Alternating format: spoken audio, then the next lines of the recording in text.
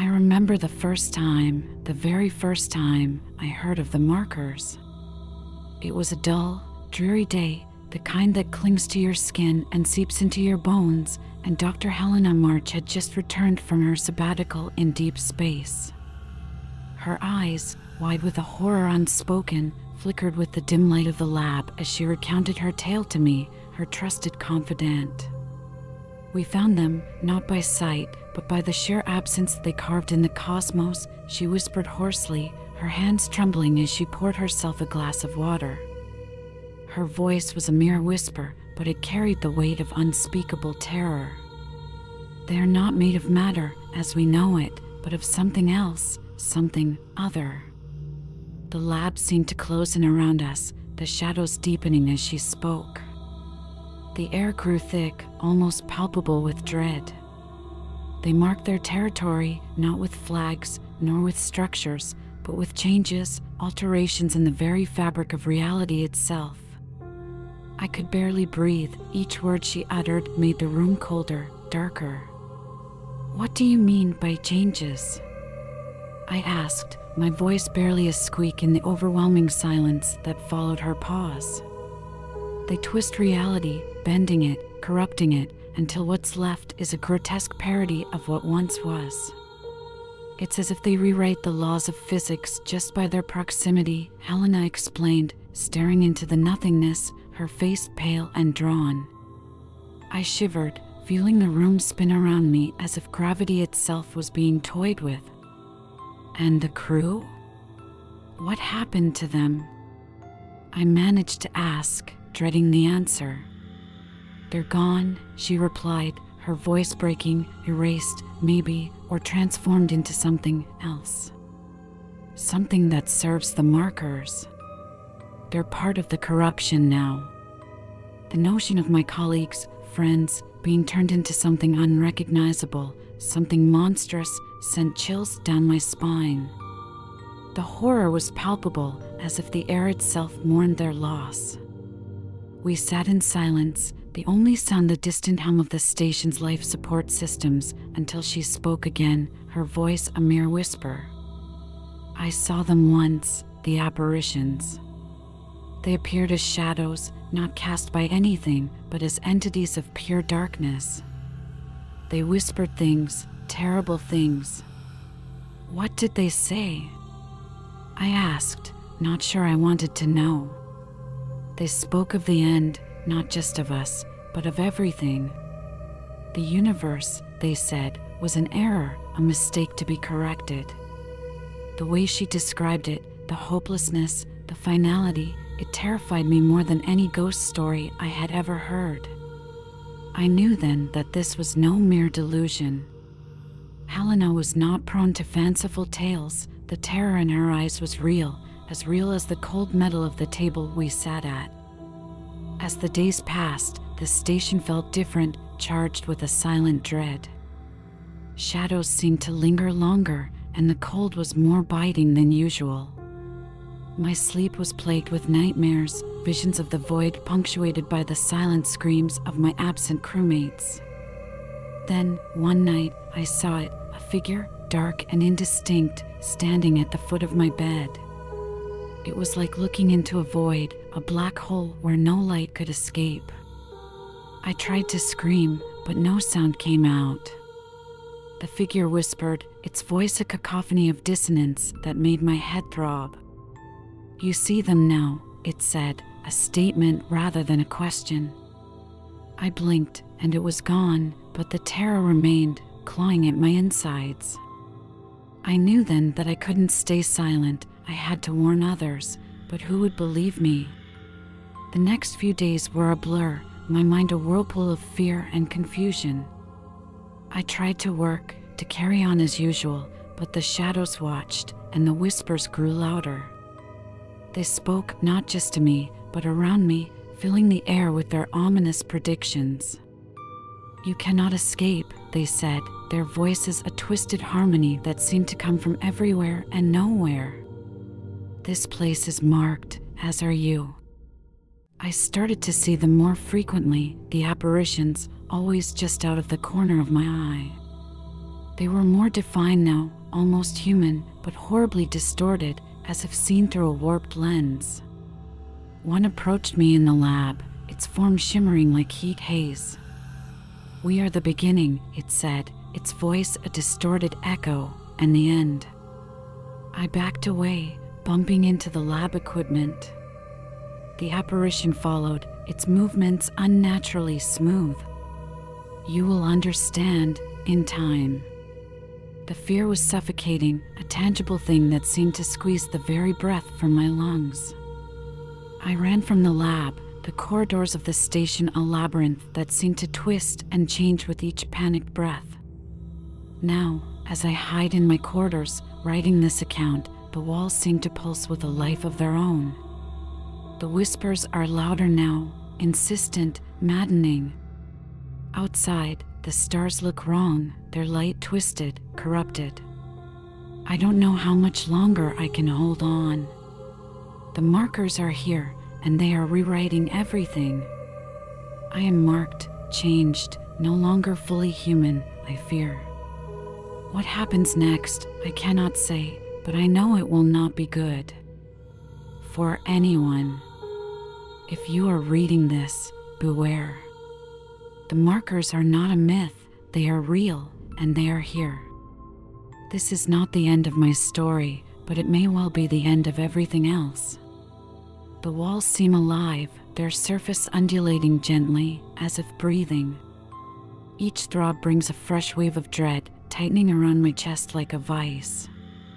The whispers have become a constant companion, their ceaseless murmurs seeping into the crevices of my mind, filling every silent moment with their ominous tones. "You cannot hide," they murmur, a haunting litany that chills the very marrow of my bones. At night, the darkness feels heavier, almost solid, as if it could smother me with its weight. I lie awake, staring into the blackness, and that's when I see them, the apparitions, more grotesque and terrifying than before. They are clearer now, their forms more distinct yet horribly twisted. Their eyes, if they can be called that, burn with a malevolent light, piercing through the shadows to fix me with their stare. One night, the apparition of a woman appears at the foot of my bed. Her face is a mangled horror, skin pale and translucent, veins dark and web-like. "Do you understand now?" she asks, her voice a chilling whisper that feels like it's spoken directly inside my head. Her presence paralyzes me with fear, rooting me to the spot, unable to scream or look away. The next day, I avoid the corridors where shadows linger too long and the air feels too thick. I can't escape the feeling that something watches me from just beyond the edge of vision. Something ancient and malevolent. In the mess hall, the food tastes like ash in my mouth. I hear the whispers even here, over the clatter of trays and the murmur of the few remaining crew members. They seem oblivious to the horrors that stalk the edges of our reality. I decide to visit Dr. March again, hoping she might have some insight, some way to shield ourselves from the influence of the markers. Her quarters are dark when I arrive, the door slightly ajar. I push it open, calling out her name, but the only answer is the echo of my own voice. Inside, the room is in disarray, papers scattered everywhere, furniture overturned. It looks as if a struggle took place. On her desk, amid the chaos, lies her journal, open to a page marked frantically with notes. I skim the text, the handwriting shaky, almost frantic. They are altering us, remaking us into conduits for their corruption, it reads. My hands tremble as I turn the page. There is no escape, only submission or obliteration. A sound behind me startles me to my feet. I spin around, heart hammering in my chest. Standing in the doorway is the apparition of a man, his features blurred and shifting like a smudged photograph. We are the harbingers, he intones, his voice a distorted rumble. You will be remade. I flee, the words echoing in my mind, a mantra of despair. The station seems different now, as if it too has been marked. The walls pulse more insistently, the lights flicker with a rhythm that feels like a heartbeat. I can almost hear the building structure groaning under the strain of whatever forces the markers wield. In the solitude of my quarters, I try to piece together a plan, any plan, to combat this existential threat. The whispers grow louder, drowning out my thoughts. Resistance is futile, they chant. Embrace the change. Days blend into nights, time losing meaning under the oppressive presence of the markers. I see more apparitions now, each encounter leaving me more drained, more fractured. They are not just visions, they are presences that command the space around them, bending the very air to their will. One apparition, more terrifying than the rest, visits me regularly. It has the appearance of a child, but its eyes are deep voids, and its smile is a gash too wide, filled with too sharp teeth. "Why do you resist?" it asks, tilting its head with a grotesque mimicry of curiosity. Each visit leaves a mark, a residue of otherworldly corruption that clings to my skin, invades my dreams.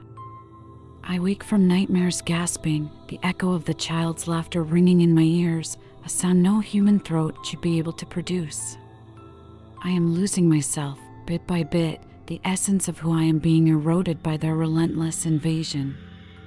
My reflections in the mirror are becoming unfamiliar, my eyes hollow, my skin pallid. The changes are subtle but undeniable. I am being changed, rewritten from the inside out. The station is no longer a sanctuary but a prison, the geometry of its corridors twisted into impossible configurations. The laws of physics unravel at the whims of the markers. I wander through this labyrinth, always feeling on the verge of some horrific revelation. As I write this, the air vibrates with the power of their presence. The whispers are deafening now, a symphony of madness that threatens to overwhelm my last vestiges of sanity. I know I cannot hold out much longer. Yet, I cling to this record, my final act of defiance, a beacon of truth in a reality overrun by lies. If you are reading this, remember that we once were human. We once had hopes, dreams, a future. Now, we have only the markers and their new vision for us all. Remember us. The corridors now twist before me, ever-changing, as if the markers redesign the very layout of the station with each step I take. The air pulses with a sinister rhythm, breathing in tune with the darkness that creeps along the walls. My flashlight flickers, its beams struggling against the oppressive gloom that seeks to swallow every source of light. I hear their whispers before I see them, an unnerving cacophony that fills the air with dread. Turn back, they hiss, their voices sliding over one another like serpents in a pit. But there is no turning back, not anymore. I am too far gone, too deeply entwined with the nightmare that this place has become. As I round a corner, the light from my flashlight stumbles across a figure standing in the middle of the corridor. It's another apparition, its form more horrifying than the last. Its limbs are elongated, grotesquely twisted, and its face, a mask of terror, frozen in a silent scream. "You cannot escape us," it whispers, the sound echoing off the walls. The station's usual hum is now a distant memory, replaced by the sound of my own ragged breathing and the constant, maddening whispers. I pass through the medical bay, its doors hanging off the hinges, the inside a tableau of chaos. Instruments lie scattered on the floor, stained with something dark and viscous. Suddenly, the lights flicker violently, casting erratic shadows across the walls. In the strobe-like flashes, I see them, more shadows, more figures, each flash revealing them closer than before. They move unnaturally, jerky like old film footage, yet with a fluidity that belies their disjointed appearances. "We are your new reality," one croaks, its voice a guttural mockery of human speech. I flee, pushing past the debris, my heart pounding in my chest. The whispers grow louder, angrier. "Why do you run, human?" they taunt. "There is no path back to your world." The truth of their words weighs heavily on me, but still, I push forward, driven by the slim hope of finding some way to resist, some way to reclaim what has been lost. In the engineering section, the machinery groans under the strain of unnatural forces. The air here is thicker, charged with a static that makes my skin crawl. I approach the main console, its screens flickering with cryptic symbols, no longer the language of technology, but something else, something alien. "I see you," a voice booms, the words vibrating through the very floor.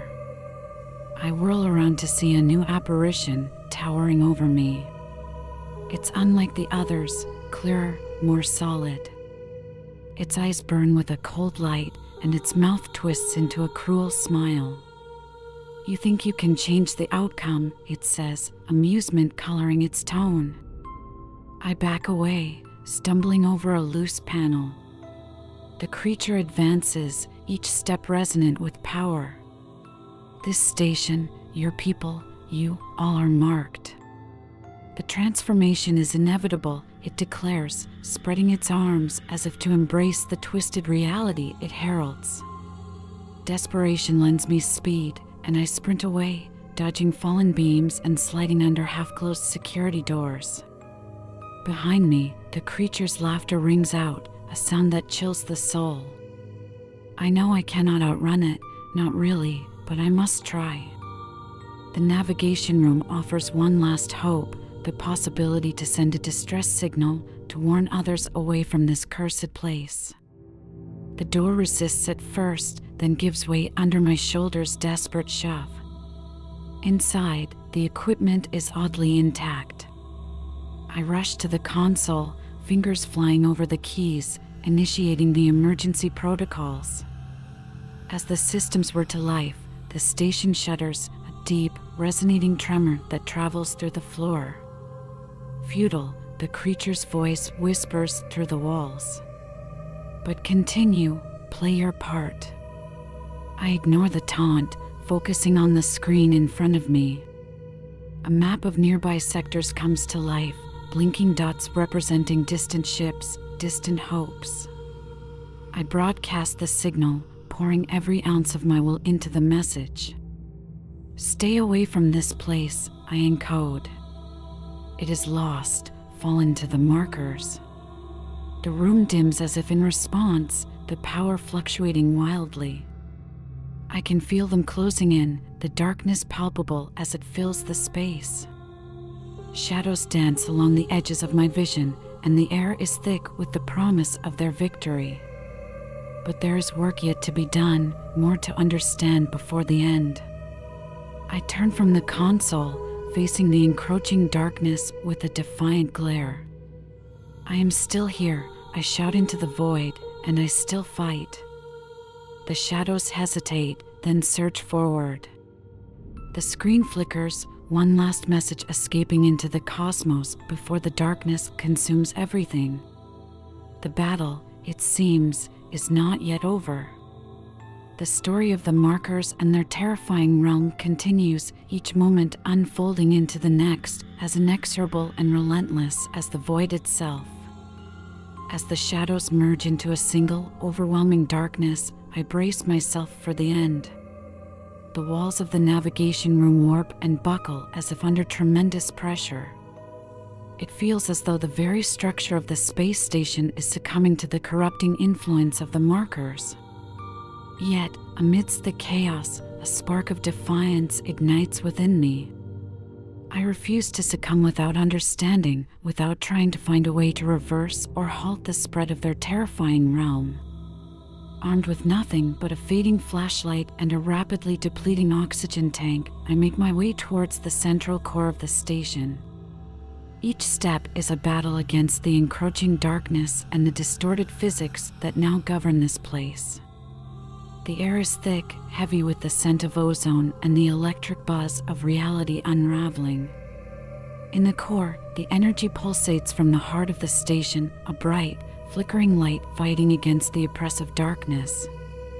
The core's walls are etched with strange, swirling symbols, signs of the marker's corruption. Touching them, I feel a jolt, as if the station itself is alive, its pulse quickening in fear or perhaps anger. I set up my equipment hastily, connecting cables and recalibrating sensors to try and harness the core's energy. The plan is desperate: flood the station with a surge of pure energy, potentially purging the corruption.